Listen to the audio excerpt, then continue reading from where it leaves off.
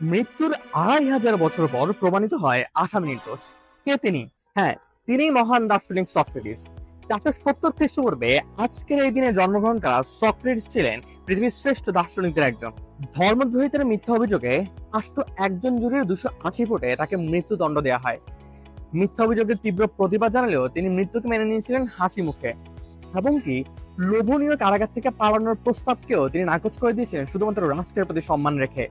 খ্রিস্টপূর্ব 399 খ্রিস্টাব্দে জল্লাদ তার হাতে তুলে দেয় এক পেয়ালা হ্যামলক এবং এক চুমুকেই সবটুকু বিষ পান করে ফেলেন তিনি। কিছুক্ষণের মধ্যেই মৃত্যু কোলে অচিরেই ঢলে পড়েন। তার মৃত্যুর 2500 বছর পর প্রমাণিত হয় তিনি নির্দোষ। উপর থেকে এই সকল তামাশা দেখে নিশ্চয়ই হাসছেন সক্রেটিস। আপনি কি জানেন সক্রেটিসের ছাত্র কে ছিলেন? জানলে অবশ্যই আমাদের জানাতে ভুলবেন না। আজকে এ পর্যন্ত, দেখা হচ্ছে অন্য কোনো ভিডিওতে ভিন্ন কোনো বই নিয়ে। ততদিন পর্যন্ত আল্লাহ হাফেজ, সাইনা, গুড বাই।